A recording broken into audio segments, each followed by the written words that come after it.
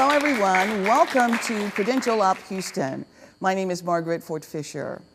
The Houston Community College Board of Trustees and Chancellor established the HCC Online College in September with programs and certificates to provide educational access to more Houstonians. This action was very timely in that the future of Houston, as we know it, and the ultimate quality of life for all of us will depend upon a skilled and educated citizenry.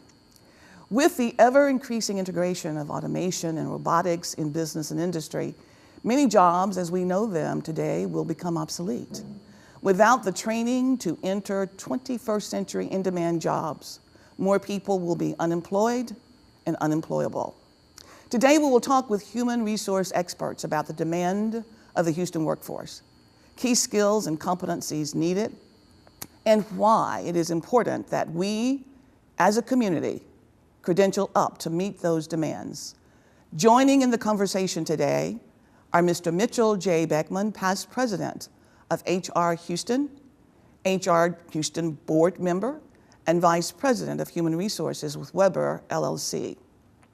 Ms. Morgan Parker, HR Houston, senior recruiter, HEB Houston division. Mr. Jared Branch, HR Houston board member and senior human resources manager with Weber, LLC. So thank you all very much for joining us today, and thanks also to Ms. Barbara Lane. We also thank our studio audience of HCC students who are nearing completion of their certificates and degrees and will be entering the job market very soon. They will have questions during the fourth segment of this program. And we also thank our HCC Online College team members who are here today as well. So thank you all so much for joining us.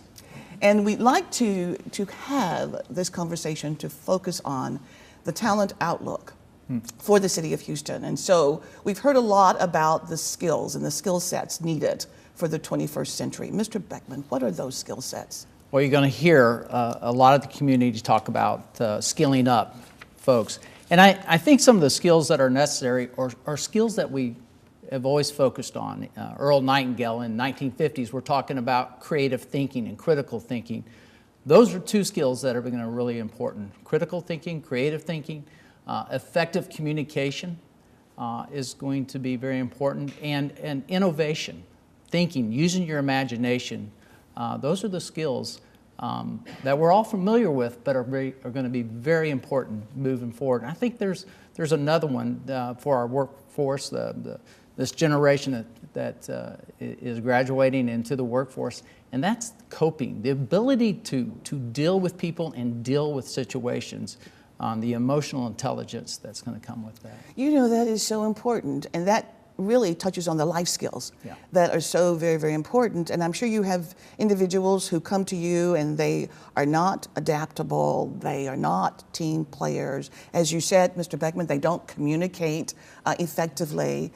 And so how do you teach those skills? Obviously, as an HR manager, executive, what you are looking at is the talent that is coming to you. But when they get to you, or when you have talent that have been with you for a while, how do you upskill them? Do you send them back to programs, or do you have internal measures? What are your thoughts about that, Ms. Parker? We have multiple internal measures, and I would say those are the things that we work on in our stores and with the changing landscape of retail. We have to see, how do we drive that customer still to that brick and mortar store? And a lot of that is that emotional intelligence, that customer service, being able to help someone to solve a problem that they have, make them feel welcome when they're coming into the store. And so a lot of what we do is very deep in the hiring process, so identifying early those emotional intelligence skills, but also taking that next step and creating the right training programs. We have very specific training programs for our management and leadership that are not only weeks, but sometimes months and years long, that that have ongoing training steps. And I think that is the key, not just stopping at the hire and the onboarding, but continuing throughout that process and having those touch bases with those partners.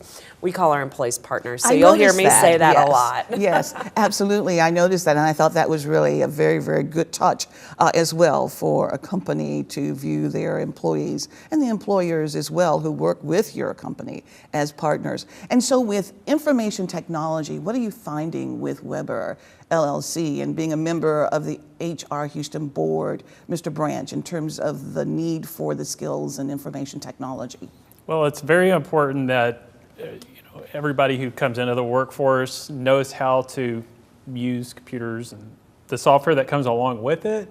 But behind the ability to use that comes the human touch of knowing to stay in contact with those that are requesting information. So even at Weber, what we do when we call into the human resources department is we will keep that topic or that issue hot, so that way whoever's requesting the information, we may not have an answer like right now or even tomorrow, but it's important to have that skill set to know to stay in touch with that person. Let them know that you're still working on an answer for that. And that would be my advice to even those who are in the studio audience who are listening and you're about to be working if you're not working already, but maintain that human element and don't rely too much on technology, but know how to use technology to get the job done. That's very, very important. And so we wonder also about persons who are currently in the workforce and the declining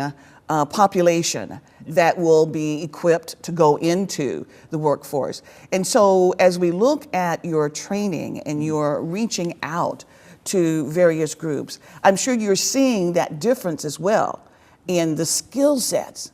But I hear a lot that there is a shortage. There's a shortage in the workforce, in the talent pool for Houston. Is that really the case? Mr. Beckman. There's not a shortage of people. They're there. It's the shortage of skills. And so my encouragement when I have the opportunity to speak or be in front of a group of people is what is it you're going to do? Be a student of your craft. What is it that you can learn? What are you reading? What are you finding out? If you're passively sitting back and waiting for somebody to call you, it's not going to happen. And so what are you doing for yourself? What are the periodicals? What are you reading? What are you looking at online? And get involved in your community colleges, and work on skills yourself that you want to be. What are you passionate about? And go find it. That passion is critical. So what we're going to do is to take a break, and when we return, we're going to talk about the culture of the workplace, and we're going to talk about building inclusive workplaces to help nurture the employees who are there. So we'll be right back, and we hope that you will join us. Thank you.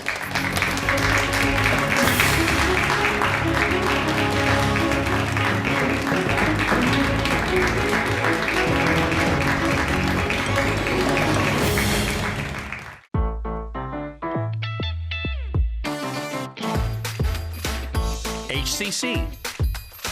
So many reasons, so little tuition. Register today at hccs.edu/now. HCC's online college is officially open. This not only means online classes, but also online degrees and certificates. You can now credential up anytime, anywhere. Join the fast-growing number of students getting their full college education from anywhere they use a laptop.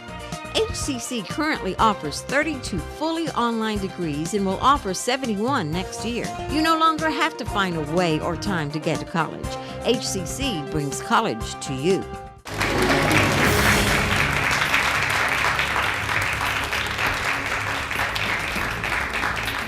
Well, welcome back to Credential Up Houston. Today we're talking to experts in the industry to focus on the changing landscape of the Houston workforce. And so joining us today are Mr. Mitchell J. Beckman, Ms. Morgan Parker, and Mr. Jarrett Branch, all with HR Houston.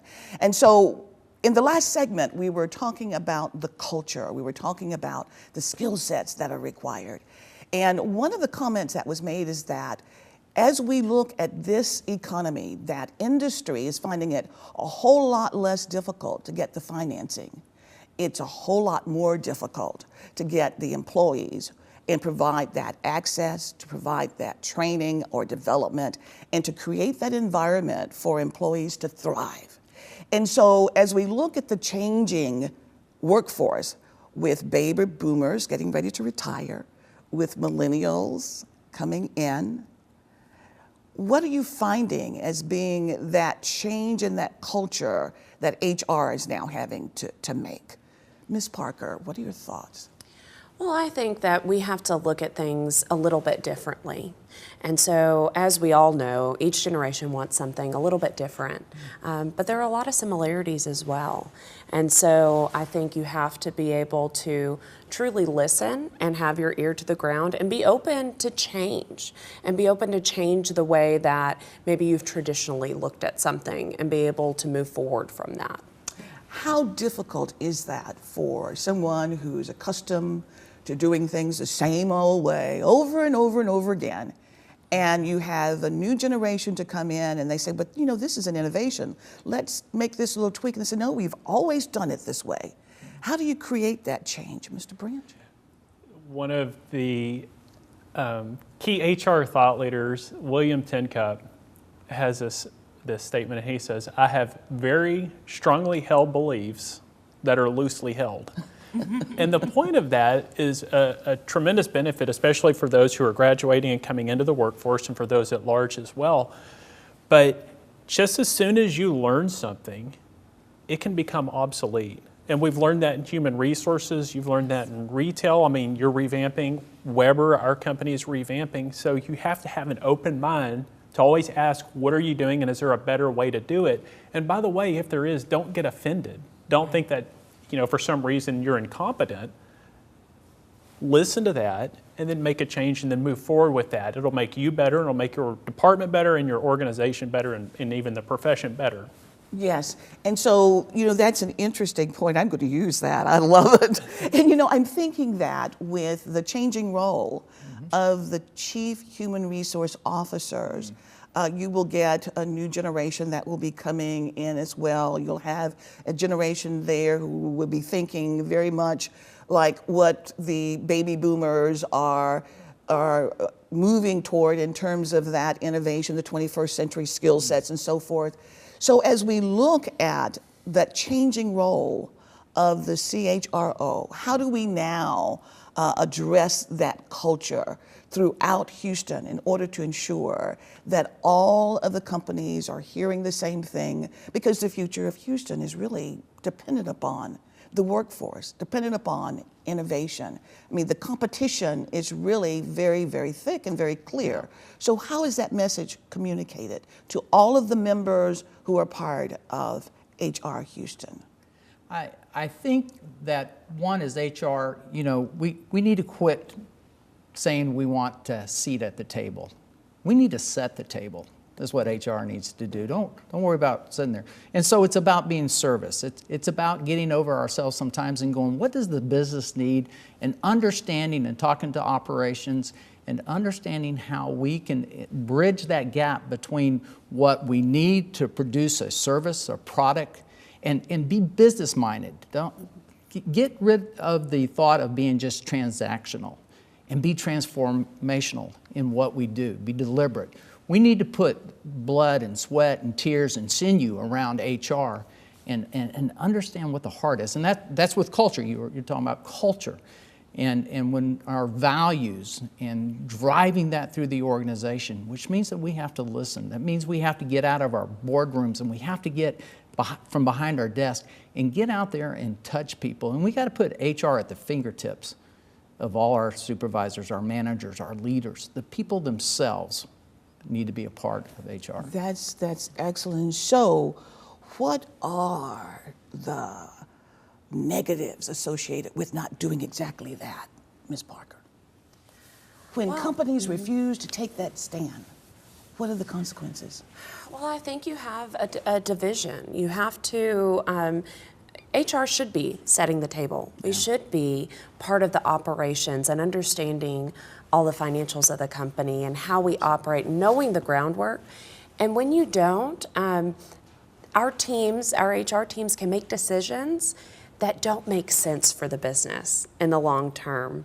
And so we have to have that cohesive unit. I'm so lucky in our organization, we not only have a seat at the table, we're setting the table and sharing in that information. I think one of the things that we touched on just a minute ago was that we have to be okay with being wrong and saying, okay, this didn't work, let's fail fast and let's move on. And I think that's something transformational that we need to do. And if we don't, we risk, our place in the future. Sure. And our place for our company in the future. So this is obviously going to create a change in the way business conducts business for the most part, because many of the departments have been the ones to drive what will occur in terms of the hiring and then telling HR, these are the skill sets that we're looking for.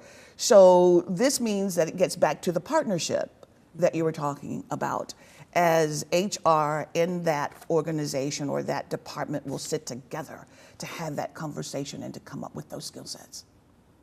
Mr. Branch, so as you look at the millennials, as you look at diversifying the workforce, what are your thoughts about that? I was reading an article about a California prison that decided that they were going to teach the inmates coding. And now quite a number of prisons in California are teaching coding. So these individuals will be able to get jobs, or they will be able to start companies. So what are your thoughts about ensuring that everyone has the skill set necessary to meet the demand of the 21st century? I think first, I'm in love with the idea of a new generation that asks thought-provoking questions and has a sense of urgency for social justice and for providing second chances. That's awesome. That's who's coming into the workforce. And it's our job to empower them to have the skill sets to grow and thrive in our organizations. If we can do that, then we will have a socially conscious next generation who are coming to run our businesses, which is awesome. It's going to mean second chances, so people can come and learn skills like coding. So it's going to be terrific. And you're right, coding is one of them, but there are so many others as well. And we'll talk about some of those jobs in Houston where there is not the sufficient talent to fill those jobs, according to everything that I'm reading. So we're going to take a break and we'll be right back.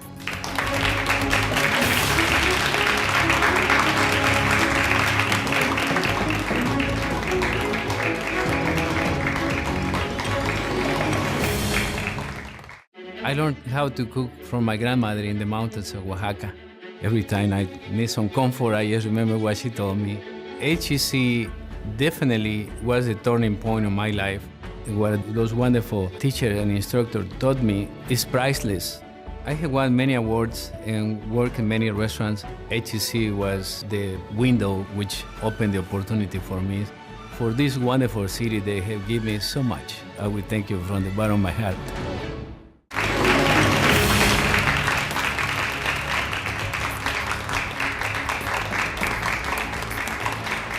Hello, welcome back to Credential Up Houston. How do we create healthy environments where employees can thrive? That's one of the questions that was asked by SHRM. And what we want to do is to talk about that during this segment. Our guests are Mr. Mitchell J. Beckman, Ms. Morgan Parker, and Mr. Jarrett Branch. So as we look at that healthy environment, what do we need to do across the board to create that? Mr. Beckman? Okay. I think companies need to understand what it is they believe, why the purpose. Simon Sinek talks about this all the time. He talks about understanding the why of what you do. People don't buy what and how, they buy why you do it. And so your values, your culture, and driving those through the organization, I think are very important. And it's important to have your employees engaged. You know, over 60% of employees,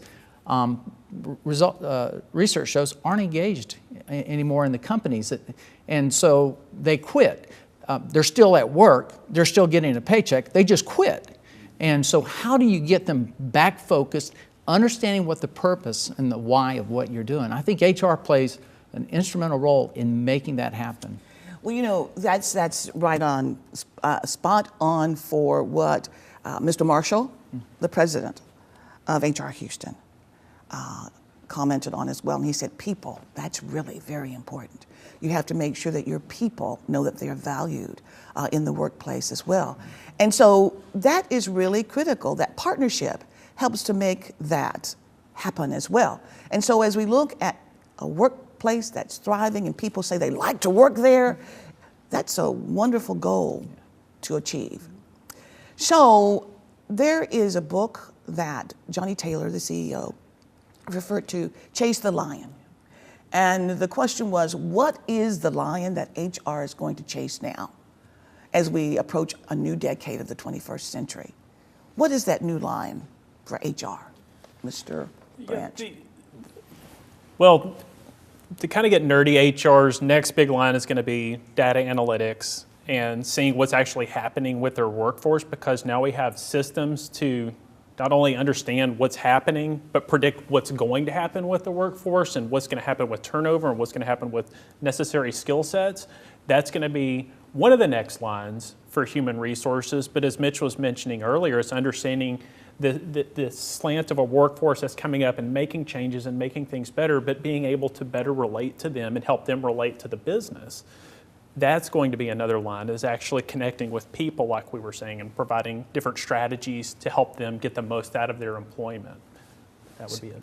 Yes, and of course, you know, it says if your goal is one that is too small, you need to look at choosing another lion. And if your goal doesn't scare you, then your dream and your goal is much too small. So that's a big goal. That's a very good one to pursue. Are there others that we can take a look at for HR? Ms. Parker? I think that as we get this new information and this data, we are going to find huge opportunities for growth and change. We're changing so quickly. Back to explaining the why, we have to be very connected in our communication and how we get to even that entry-level partner, that entry-level employee, and explain the change and explain the why and get that buy-in before we start moving.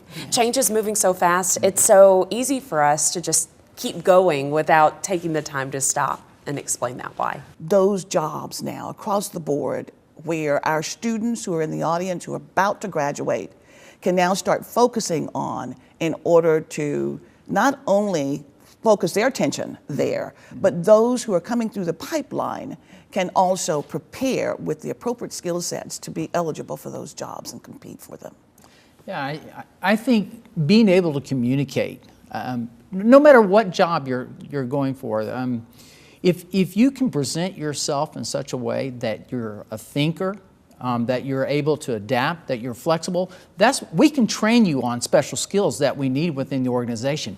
But understand the value that you can create, that you're engaged in the process and that you want to be learned. That's invaluable to any company. We'll teach you. You know, every company has within itself a university.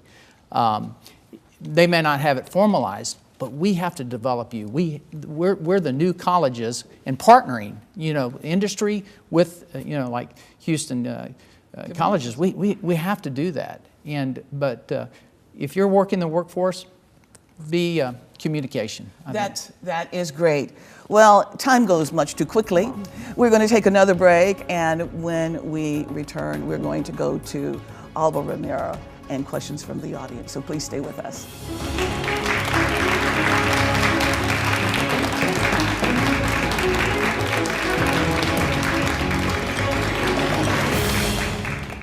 I don't know an industry today that doesn't rely on some amount of coding to run their business. Coding is the 21st century equivalent of the English language. And our particular flavor of this is the iOS Coding and Design School. And Apple's been very supportive and in fact joined with us to roll out the start of this Swift programming initiative. So it's a great opportunity to combine creativity with science and technology, contributing to this app economy.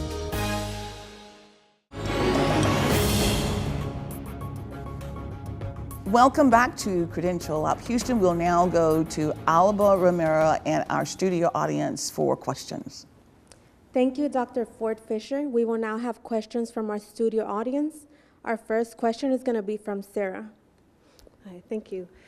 So I'm a HCC advisor, and we see a lot of returning adult learners. As a community college, the average age is anywhere from mid-30s to later. So I'm curious what your advice would be for students who are returning adult learners, working on their second, third, or even fourth career, returning to the workplace. We talk a lot about millennials, but it's really an intergenerational workplace. So I'm interested to hear your advice on those students who are coming into the workforce, either newly as an older student or in their second career. Thanks for the question, and it's a great question. Career changers and adult learners know exactly what they're after, which differentiates them from the incoming workforce. So it's, number one, it's fantastic for them to do that. The most important thing is to be confident in what you're going for. I would say that applying for a job and connecting with a company are two different things. And so many times we assume that just hitting that apply button on Indeed or any other website is going to be sufficient for you to obtain a job, but it's not. It's important about forming a network and connecting with people in that organization that you want to work for.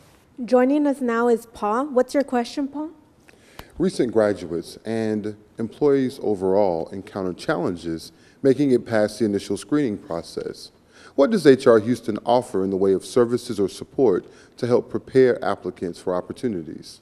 Well, that's great. Well, one, HR Houston, we have a university liaison that goes in and works, and many of those in the HR community are going to universities to do mock interviews, working with your placement in these universities to get you prepared. Now, you're a student and you're applying. Make sure you know what's going on with the company. Understand that you're not applying for a high level, but an entry level. You have a degree, which tells me that you have the capacity to learn. Your real education is going to begin now that you're in the company. So what is it? How do you bring value to the position that you're, and you've got to be able to express that in the interview. And then and so you need to understand the position, and then how do you bring that value to it? If you can convey that, and how have your experiences in your past, you've got to help connect that with whoever you're interviewing, that yeah, you don't have the experience to do that, but these things that you've done in your life bring experience to your ability to communicate again, the ability to think, and to just be engaged in the process. I think that's important. That is important. Any thoughts about that, Ms. Parker, as well? If I could add anything else, I would say just being a little bit more targeted in your search and knowing what it is that you want to do. And to do that, I think you do need to get out in the industry, talk to industry professionals. What is this job like? Yes, we may like the title, but do we like all the things that come with it? And so being targeted in that search, and then finding, to our point here, how do you add value to that company? How do you add value to that position? And convincing that person that's interviewing you, you know, they would be silly not to want you in that position because you already have all those skills and experience needed. Oh, excellent. Well, I tell you, this has been a very, very rich and helpful conversation that we've had today, and I'd like to thank you so very, very much for that and for sharing your time with us, and we look forward to working with you much more closely as we help our students to get the education and training that will prepare them for the workforce throughout Houston, irrespective of the age range of the students that we serve. And I thank our guests, Mr. Mitchell J. Beckman, Ms. Morgan Parker, and Mr. Jared Branch. We really do appreciate you. Thank you so very, very much. And as we always say to our viewing audience, remember to always keep in mind the importance of credentialing up.